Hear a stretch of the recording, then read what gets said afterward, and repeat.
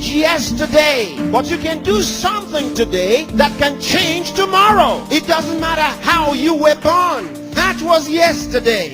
It doesn't matter what happened last 5 years, the last 10 years. You may not be able to change that, but you can reposition yourself today. You can make new decisions today that will change what tomorrow will bring. Invest in your future. Refuse to be a mental hobo. Refuse to end your life on the sidewalk. Every time I tell you something, I tell you that I believe in your future. There's a reason I believe in your future. I believe that if you hear these words, you will act on them and they will change your future. None of you was born to be poor. You may have been born poor, but you were not born to be poor. You may have been brought up poor, but you were not brought up to be poor. Understand this. The definition of adulthood is responsibility. When you become an adult, you take responsibility for your future. Become responsible. What do you have in yourself?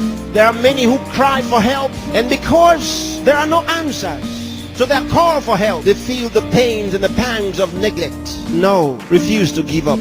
Believe in what God made. God made you, and he never made a failure. Believe that God has a purpose for your life. You may have been born as a parental accident, but you are not a divine accident.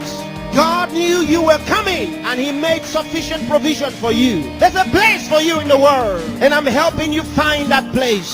There are certain things you must do for all of what we have discussed to be a reality. There are things that are not in abundant supply. They're limited. One of them is time. Save time. Save it.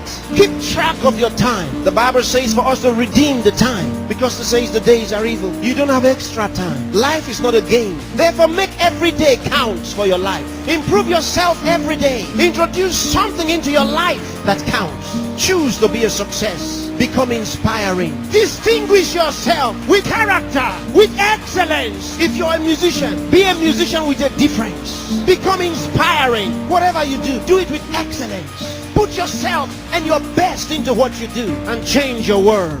Remember, there's no extra time. Therefore, whatever you do now, do it the best way the first time. Success is waiting for the man who says yes to success. Success is waiting for the man who plans for it, who reaches out for it, who says, I'll wake up, and he wakes up. Who says, I'll read this book, and he reads it. Who says, I'll go to school, and he goes. Success is waiting for the man who makes a decision. So time is important. Time is important. Don't spend your time watching television 24 hours a day. Don't spend your time watching video 24 hours a day. Those that you are watching have put their best into what you are watching. Change the position. Say to yourself, I will be watched. You know, sometimes I'm concerned. There are those who only think about designers' perfume, designers' clothes, designers' shoes. Where are your designs? Where are your own designs?